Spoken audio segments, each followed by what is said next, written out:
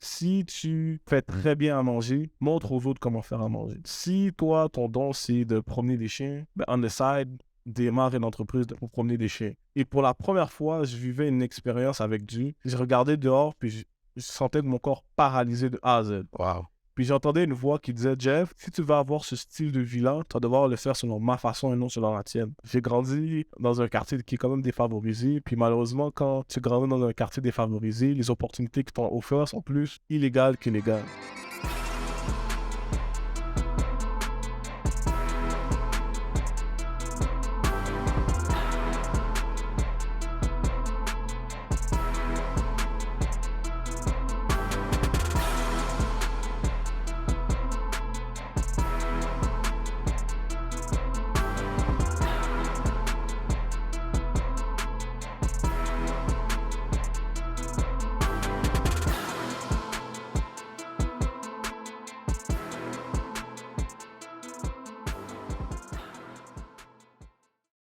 Bienvenue dans ma 3e épisode. Aujourd'hui, on a le privilège et l'honneur d'interviewer Jeffrey Pierre. Comment ça va, Jeffrey? Ah, super bien, et toi? Ça va super bien, merci. Tu peux me regarder, c'est correct. Ça, je me demande Non, tu peux me regarder, c'est correct. Tu fais très naturel.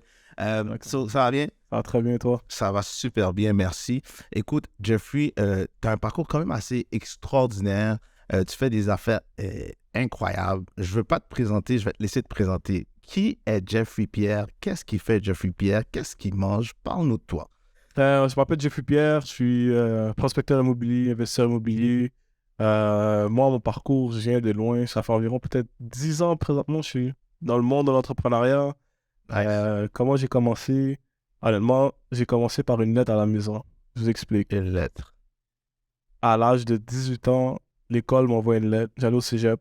L'école m'envoie une lettre, puis il me dit, Jeff, malheureusement, tu ne fais plus partie du cadre exemplaire d'un étudiant. Wow. Puis il me dit, Jeff, malheureusement, tu ne pourras plus revenir la saison prochaine. Pourquoi? Parce que tes notes n'étaient pas à la hauteur. Oh. So, moi, j'ai commencé comme ça, moi, le monde de l'entrepreneuriat. Je me suis dit, c'est pas parce que je suis plus à l'école pour apprendre un métier que je devrais arrêter d'apprendre par rapport à la vie. Uh-huh. So, je me suis dit, parfait, je vais plus à l'école, maintenant, qu'est-ce que je fais? Yeah. Je me suis dit, quel type de vie que je vais avoir? J'ai commencé à regarder mes professeurs, les gens de ma famille, les gens dans mon entourage. Puis je me suis dit, est-ce que c'est ce type de vie-là que je veux avoir? Uh-huh. Puis automatiquement, la réponse était facile, c'était non. So, je me suis tourné vers les gens. C'était qui les gens qu'ils avaient une vie que je voulais avoir? Uh-huh. Puis dans mon entourage, il n'y avait personne. Ce que je suis allé faire, c'est aller sur YouTube, puis j'ai commencé à étudier tous les gens qui réussissaient dans la vie. J'ai commencé à me mettre dans un mindset d'apprentissage. Je retournais encore à l'école. Okay. So, j'ai commencé à étudier les gens qui réussissaient, j'ai commencé à lire des livres, aller dans des événements, écouter des podcasts, écouter des vidéos YouTube. Moi, je pense que YouTube, c'est ma plateforme préférée. C'est ton université. C'est mon université. C'est là que j'ai tout appris, c'est là que j'ai écouté à chaque jour les gens qui réussissaient. Et c'est qui la personne que tu follows ou est-ce que tu as un mentor que tu follows sur YouTube ou quelque chose que quelqu'un pourrait follow aujourd'hui? Mon premier mentor à moi qui m'a permis de changer mon mindset complètement, il s'appelle Alton Bugs. OK. Il n'est pas vraiment sur YouTube, mais il y a des vidéos de lui. Mais sinon, aujourd'hui... Lui, il fait quoi exactement? Lui avait une entreprise dans le temps, il venait de créer une entreprise de café. OK. Il était C'est une grosse business, ça, les cafés. Là. Quand tu y penses, tout le monde prend un verre de café le matin. C'est une grosse business. Ouais. So, j'ai commencé à suivre cette personne-là. J'ai même été au point de rentrer dans sa business pour essayer de comprendre son mindset, aller à ses conférences, aller dans ses événements qu'il faisait par rapport au développement personnel. Mais aujourd'hui, la personne que j'écoute le plus souvent, c'est Grant Cardone. Grant Cardone. Grant Cardone. Mr. 10X. 10X. Nice, nice. Fait que tu m'as dit beaucoup de choses. Je vais essayer de retourner en arrière. Fait que tu m'as dit, tu es prospecteur immobilier, c'est ça? Yeah. Right? T'as reçu la lettre à la maison, puis là, ça a shifté ton mindset. Puis là, tu as commencé à aller chercher des entrepreneurs sur YouTube, sur des plateformes comme ça. So, Jeffrey, il fait de la prospection immobilière. Exact. Ça veut dire quoi, ça, de la prospection immobilière? T'es courtier immobilier ou? Non, je ne suis pas courtier immobilier. OK, explique-moi ça. Ce que je vais expliquer un petit peu, c'est quoi? Moi, je fais des flips de promesses d'achat. OK. So, qu'est-ce que je fais? C'est je trouve un investisseur. Quelqu'un que lui, il aime ça faire des flips, il aime ça acheter une propriété, rénover une propriété. So, je me trouve mon investisseur qui est un cash buyer. Ensuite, je trouve un vendeur, quelqu'un qui est prêt à vendre sa propriété, OK. qui ne peut pas vendre sa propriété avec un courtier immobilier. Pourquoi? Parce que soit la propriété a besoin de trop de rénovation, donc elle ne peut pas être sur le marché et vendue de façon conventionnelle, soit parce qu'il passe par un divorce, maladie, faillite. Il y a plusieurs raisons pourquoi un monsieur ou une madame voudrait vendre sa propriété à un excellent prix. OK. Et quand tu parles d'excellent prix, là, mettons, là, est-ce que tu peux nous donner un pourcentage? C'est quoi un excellent prix pour toi? Je parle environ peut-être 100 000 à 200 000 en bas de la valeur. Fait que si une maison est 400 000, vaut 400 000 sur le marché, toi, tu peux la trouver à 300 000, 200 000. Entre 200 et 250, Wow. dépendamment de la propriété. OK. Moi, je cherche des propriétés qui ont besoin d'amour, qui ont besoin de rénovation. OK. Puis ensuite, je vais juste connecter l'acheteur avec le vendeur. Et je ne suis pas payé à commission. J'ai un frais. C'est un frais de session. C'est comme si j'allais au coiffeur et puis je faisais mes cheveux, puis je payais mon coiffeur pour Je comprends. faire mes cheveux. Donc lui, il me paye parce que j'ai trouvé un deal pour lui. Je comprends. Je comprends. Nice. Puis, mais c'est où tu as trouvé l'idée de faire des flips de promesses d'achat? Parce que c'est pas quelque chose qu'on voit souvent, là, quelqu'un qui fait des flips de promesses d'achat. Où tu as trouvé cette idée-là? YouTube. Oh my YouTube. God. Honnêtement, sur YouTube, je pense qu'on trouve de tout. Puis, durant ma carrière en tant qu'entrepreneur, j'ai eu la chance de pouvoir travailler avec toi. Et mais juste avant, je parlais beaucoup de flux de promesses d'achat. Je voulais comprendre l'univers de ça. Sur YouTube, ça a été la plateforme qui m'a montré c'était quoi les flux de promesses d'achat. Mais on faisait juste ça aux États-Unis et pas au Québec. J'ai dû essayer d'aller m'asseoir avec des avocats, apprendre sur les flux Et de je suis promesses content que tu d'achat dis ça au parce Québec. que la première fois que tu étais venu et tu m'as présenté ce concept-là, la première chose que je t'ai dit, c'était illégal. C'était illégal. Right? Puis après ça, tu as été t'asseoir justement avec des avocats, tu as figure out, puis les avocats t'ont donné le feu vert, puis là maintenant, tu as comme une croissance excellente dans ce niveau-là. Yeah. Insane. Excuse-moi, félicitations pour ça. Explique-nous comment tu fais pour trouver un deal. Parce que là, tantôt, tu as dit que tu pouvais trouver des deals à 150 000, à 200 000, moins cher que qu'est-ce que ça vaut. Est-ce que tu peux partager avec nous ta source secrète sur comment tu trouves des deals? Si vous ne souhaitez pas recevoir de visite ou rester sur le marché pendant plusieurs mois, Teddy propose de l'acheter lui-même au prix de vente que vous aurez fixé ensemble.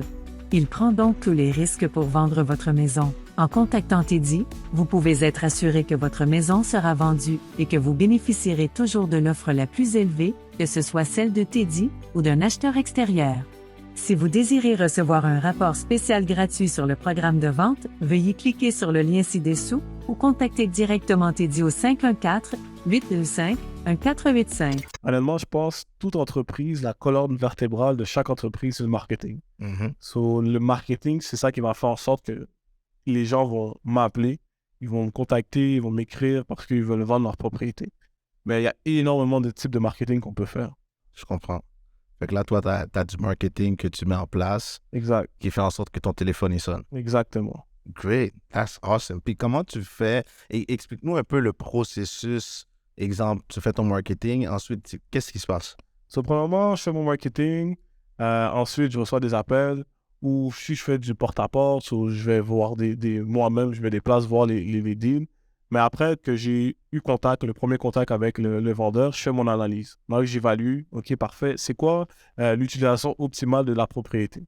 So, je regarde, OK, c'est quoi mes options avec cette propriété-là? Est-ce que c'est un flip qui va être tel quel? Est-ce que je dois flipper la promesse d'achat à un investisseur? Est-ce que je peux rénover la propriété, mettre un locataire à l'intérieur, refinancer? Est-ce que c'est à jeter à terre puis reconstruire? OK, c'est le mindset que j'évalue la propriété. Ça, je me dis, voici mes options. C'est quoi ma meilleure option pour que je fasse le plus d'argent dans le deal? Je comprends. Fait que toi, tu es vraiment comme un créateur de deals. Tu prends une propriété, puis tu fais tes calculs, tu fais tes recherches pour savoir où est-ce que cette propriété-là peut devenir du diamant. Exactement. Right? That's insane. Puis ça fait combien de temps que tu fais ça là maintenant? Aujourd'hui, ça fait 3 ans. Ça fait 3 ans. On commence troisième année, on commence la troisième année. OK. Est-ce que c'est payant faire ça? Moi, je me dis, je peux dire que ça a changé complètement ma vie. OK. Financièrement, j'ai généré beaucoup de revenus avec mes partenaires. Mais définitivement, si tu cherches à à pas devoir, à pas à attendre qu'un employé te paye et tu veux pouvoir générer de l'argent par toi-même, c'est la meilleure décision que tu pourrais prendre pour toi. Pour ceux qui nous regardent présentement, j'aimerais ça que tu dises, c'est quoi les risques de rentrer dans ce domaine-là, de faire des flips de promesses d'achat? Parce qu'on sait que n'importe quel business où est-ce que tu vas investir, il y a des risques. Mais quels sont les risques de faire des flips de pierre? Honnêtement, les risques sont limités. Je veux dire pourquoi. Parce que on n'achète pas la propriété. OK. Donc, je ne passe pas chez le notaire. Personnellement, je ne fais pas un financement prêt privé. C'est pas moi qui fais les rénovations. Donc, le risque est très, très, très minime comparativement à quelqu'un qui voudrait faire un vrai flip. OK. Pour la responsabilité, tous les risques, ben, c'est mon investisseur, c'est mon cash buyer qui s'occupe de ça. Je comprends. Le risque qu'on pourrait avoir du point de vue du prospecteur, honnêtement, c'est s'il ne trouve pas un acheteur pour sa propriété. Après, il y a plusieurs choses qui pourraient arriver. Le vendeur décide d'être fâché et puis de décider de poursuivre. Mais encore là, il y a des stratégies pour ça. Il y a des façons de sortir de là. Je comprends. Puis, depuis tout à l'heure, tu nous parles, puis on dirait que ça va comme sur des roulettes de ton côté. Est-ce que tu peux nous raconter une histoire, probablement une péripétie qui s'est passée dans ton processus, elle qui t'a vraiment fait le plus peur? Honnêtement, il y en a plein. Je peux dire que oui, on a généré des revenus, oui, j'ai fait de l'argent, mais il y a des gros challenges qui peuvent venir de ça. Et je pense aujourd'hui, une des plus grosses erreurs que moi, je peux dire que j'ai faites, c'est que j'ai mal managé mon argent. Tout le monde parle de faire de l'argent, c'est bon,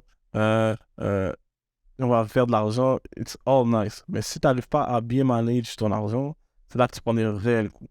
Puis moi, j'ai commencé à faire plus de choses que je pouvais faire au début. Donc, faire des projets maintenant, investir à gauche et à droite. So. Mal manager mon argent, ça a été une des plus grosses erreurs. Moi, je pourrais dire que j'ai fait à travers mes flux de travail. Mais c'est fou que tu me dis ça parce que j'ai un de mes mentors qui dit c'est pas le nombre d'argent que tu fais, c'est qu'est-ce que tu fais avec ton argent. Exactement. Right? So, maintenant que tu as dit la pire chose pour toi, c'était de manager ton argent, quelles sont les stratégies que tu pourrais partager que quelqu'un qui reçoit de l'argent présentement, mettons que la personne ne fait pas la même chose que toi, fait juste travailler de 9 à 5, qu'est-ce qu'elle devrait faire avec son argent? Mettons qu'elle reçoit sa paye de 1 000 $ aujourd'hui. OK, c'est quoi la stratégie que tu pourrais donner à cette personne-là? Honnêtement, c'est vraiment simple. Il y a un de mes mentors qui me disait, si tu sais quoi faire avec 1 $, mais tu sais quoi faire avec 1 000 $.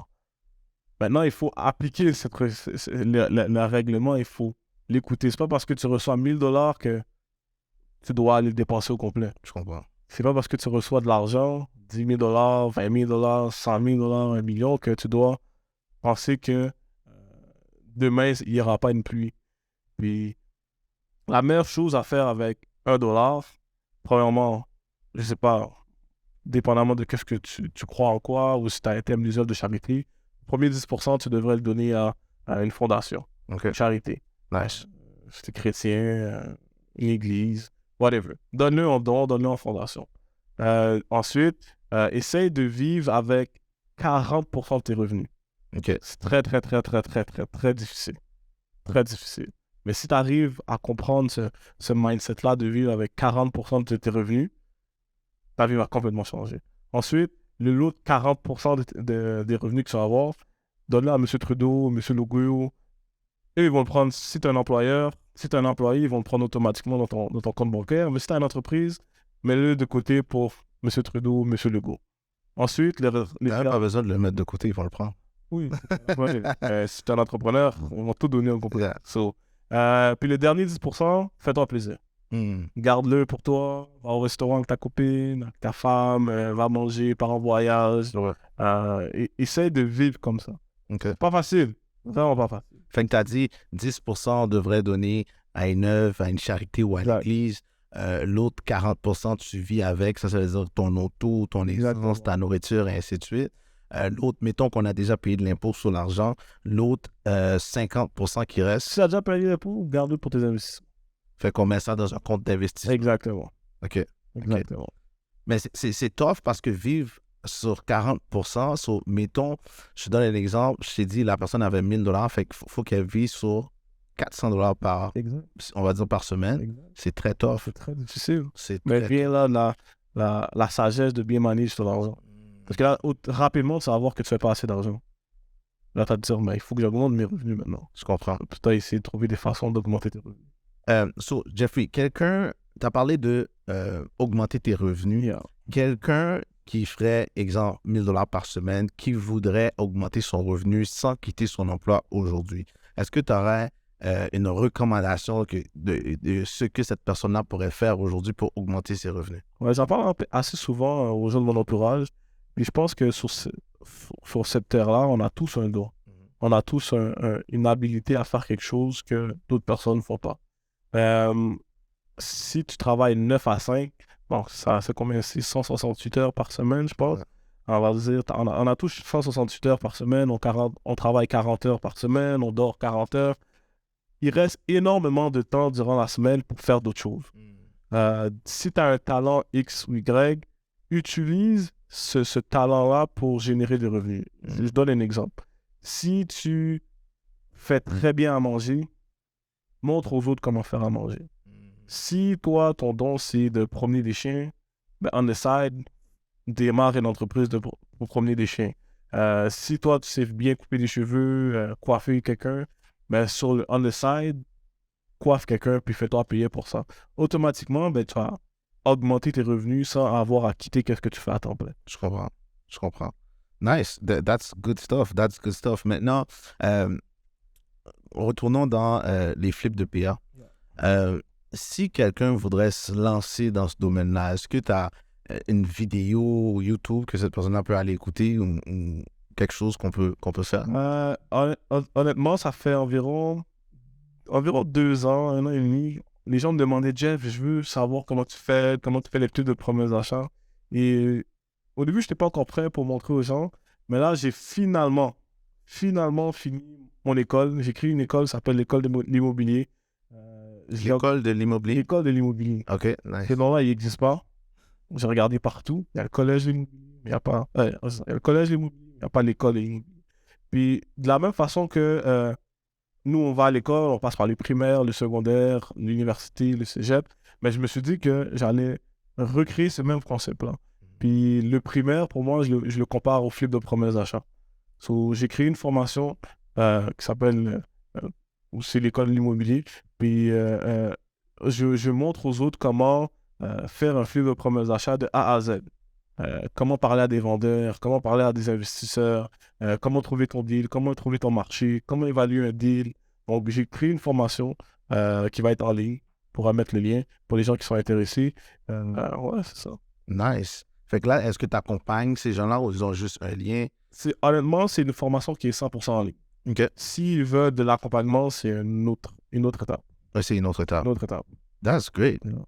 Et puis, combien de personnes jusqu'à date est-ce que tu as déjà aidé des gens ou ça? À présent, j'ai eu 15 élèves. OK. Des gens de mon entourage, amis, famille, qui me demandaient. Est-ce que tu as réussi à recréer ton succès en eux? Ouais, quelques-uns eux qui travaillaient, honnêtement, ils ont eu des résultats. Eux qui ne travaillent pas, après, c'est n'importe quoi. Si tu niaises, tu ne vas pas avoir des résultats. Si tu es prêt à mettre les actions nécessaires, tu vas avoir des résultats. J'ai un de mes amis, je pense qu'il a fait son premier 100 000.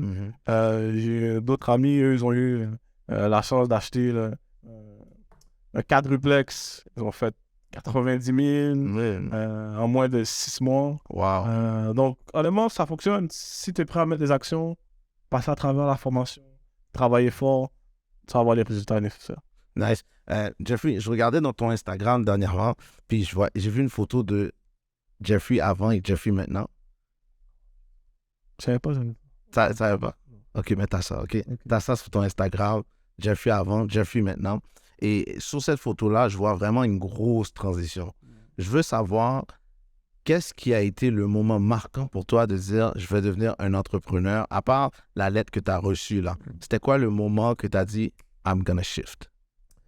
Moi, je viens d'une famille...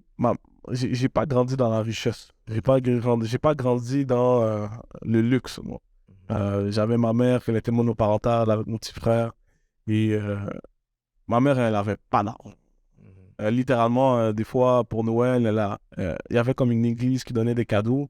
puis elle allait chercher des cadeaux là-bas pour nous donner à nous, les enfants, avec mon petit frère. Manger, c'était pareil. C'est pas chaque jour que j'avais des repas à la maison. So, ça a été quand même assez difficile vivre. Puis très jeune, je savais quel genre de vie qu'on vivait. Puis à un moment donné, j'ai dit à ma mère, ah maman, on est pauvre. Pourquoi tu dois aller chercher de la nourriture ou des cadeaux ailleurs? Puis ma mère disait pas, elle disait, ah, c'est pas qu'on est pauvre, c'est juste qu'on a des besoins, on a certains besoins, puis il y a des gens qui sont là pour nous aider. Puis très jeune, ça m'avait déjà comme impacté. Puis je m'étais dit qu'en grandissant, je veux pouvoir subvenir aux besoins de ma famille quand je vais pouvoir vieillir. En grandissant, après, j'ai commencé à toujours vouloir aider ma mère. Je comprends. J'ai grandi dans un quartier qui est quand même défavorisé. Puis malheureusement, quand tu grandis dans un quartier défavorisé, les opportunités qui t'ont offertes sont plus illégales que légales. Puis dans un très jeune âge, j'ai commencé à faire de l'argent, mais de façon illégale. Puis jusqu'à temps que je rencontre le monsieur que je parlais au début, Oten Boggs, puis qu'il me montre une nouvelle vision. Il me montre une vision que c'est possible de réussir sans avoir à faire quelque chose d'illégal. C'est possible de réussir sans... Peu importe c'est quoi ton background, peu importe c'est quoi le quartier que tu as grandi, c'est possible de réussir. Et malheureusement, ici à Montréal, on n'a pas d'exemple. Je suis tellement content que tu me dises ça. Tu sais pourquoi? Parce que dernièrement, je parlais à des amis, puis je disais que je veux partir un nouveau podcast qui va s'appeler Beat the Trap House. Puis Beat the Trap House, c'est justement ça. Ça va être une plateforme que les jeunes vont pouvoir se connecter là-dessus, où est-ce qu'ils vont voir des exemples de gens comme eux qui ont grandi dans des quartiers. Moi, j'ai grandi à Montréal-Nord également. Puis quand tu grandis dans des secteurs comme Montréal-Nord, mais le gars qui roule en Mercedes, c'est le gars qui vend soit de la dope ou qui fait des affaires illégales, right? So, c'est ça l'exemple que tu as. Et toi, le déclic, c'est que tu as pu sortir de ton hood, puis aller à l'extérieur et voir un exemple. Et là, cet exemple-là t'a attiré vers lui et maintenant, tu es devenu qui tu es aujourd'hui. Fait que je veux vraiment partir ce podcast-là où est-ce que je vais interviewer des gens comme ça pour nous donner ces histoires-là. Maintenant, si on retourne à ton histoire. Votre experte en prêt hypothécaire. Avec plus de 30 banques à son actif, elle peut comparer leurs produits en quelques minutes seulement. Que vous cherchiez à acheter une nouvelle maison, à renouveler votre hypothèque ou à la refinancer, Jessica a tout ce qu'il vous faut. Dites adieu au tracas de la recherche des meilleurs taux et conditions hypothécaires, appelez Jessica au 514-825-1485 et laissez-la faire le travail pour vous. Avec Jessica à vos côtés, vous pouvez être certain d'obtenir la meilleure offre possible. Contactez-la dès aujourd'hui et faites le premier pas vers la maison de vos rêves. Tu as dit que tu étais dans le hood, tu as vu des affaires, puis tu as décidé de ne pas faire ces affaires-là. Comment c'est arrivé de dire « je ne veux pas faire le mal, puis je veux faire le bien ». Et honnêtement, si je raconte une histoire, moi, je suis chrétien. OK. Moi, je crois en Dieu à 100%. Yeah. Et j'ai eu une expérience avec lui à Las Vegas. Je suis allé à Las Vegas pour la première fois, ou je pense la deuxième fois, j'allais à Las Vegas. Puis après tout l'événement, j'étais allé dans un événement, puis après tout le séjour, le week-end, je regarde, à Las Vegas, il y a comme un strip. Yeah. Puis il y avait les hôtels. C'est quel hôtel j'étais allé? L'hôtel vert là, de Mayweather, le MGM. Yeah. Le MGM. Puis j'avais loué une grosse suite. You had a lot of money. et pour la première fois, je vivais une expérience avec Dieu. J'ai regardé dehors, puis je sentais mon corps paralysé de A à Z. Wow. Puis j'entendais une voix qui disait, Jeff, si tu veux avoir ce style de vie-là, tu vas devoir le faire selon ma façon et non selon la tienne. Ça m'a tellement impacté, j'ai tellement eu peur, j'ai tellement été traumatisé de ça, que quand je suis revenu à Montréal, du jour au lendemain, j'avais tout abandonné. Wow. J'avais tout laissé de A à Z. C'était en 2015. Durant 2015, ça a été peut-être ma pire année financière. Ça a été ma meilleure année où est-ce que j'ai connu Dieu. Puis Dieu m'avait dit, Jeff, si tu veux réussir, puis réussir de façon légalement, de façon éthiquement, il dit, Jeff, si tu veux réussir de cette façon-là, tu vas devoir le faire selon ma façon et non selon la tienne. So, moi, du jour au lendemain, j'ai tout laissé. Ça a été tellement difficile J'avais peu de revenus. Je côtoyais des gens qu'eux, ils faisaient énormément d'argent de façon illégale. Puis moi, j'avais de la misère de payer un McDo. Là. Wow. Puis plusieurs fois, j'aurais pu me dire, tu sais quoi, je retourne faire ce que je faisais avant. Mais j'ai pris la décision, puis je suis resté stick à cette voie-là qui était restée dans ma tête. Puis honnêtement, je suis reconnaissant, grateful que j'ai resté stick à ça parce qu'aujourd'hui, je peux dire merci. Puis c'est quoi le message que tu as pour le jeune présentement qui est dans la situation où est-ce qu'il voudrait changer? Puis comme toi, là, en ce moment, il n'arrive pas à se payer un McDo, puis il y a ses amis autour de lui qui font plein de choses illégales, puis là, il a envie de craquer, tout laisser tomber et suivre ses amis. Quel conseil que tu as pour ce jeune-là en ce moment qui nous regarde? Je veux dire, honnêtement, je sais comment tu te sens. Je sais comment tu te sens, je sais par quoi tu passes, je sais c'est quoi les difficultés. Peut-être à la maison aussi, ça va même pas bien. Donc, je sais comment tu te sens. Mais imagine s'il y avait une solution pour toi. Imagine que c'était possible de sortir de par quoi tu vivais.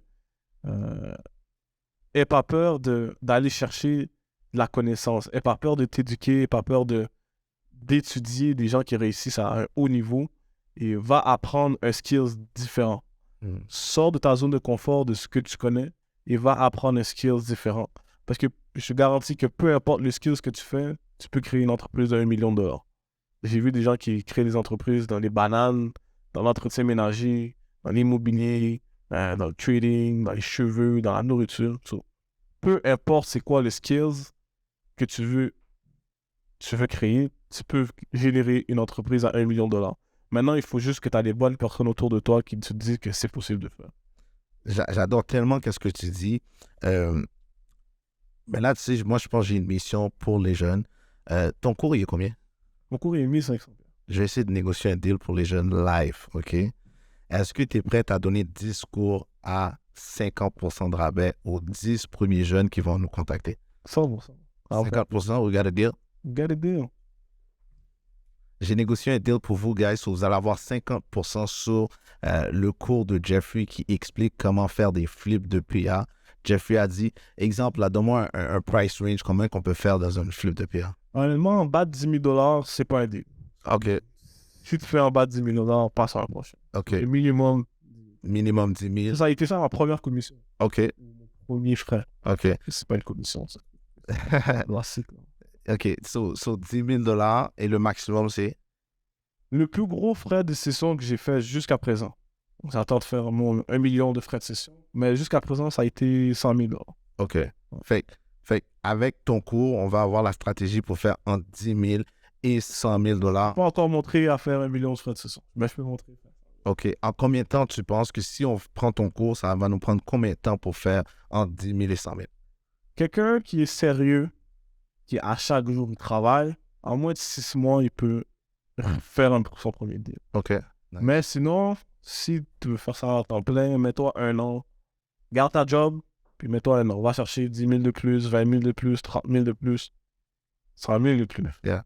Mais garde ta job à temps plein. OK, nice. Puis maintenant, Jeffrey, c'est quoi tes projets? C'est où que tu te vois dans les 5 prochaines années?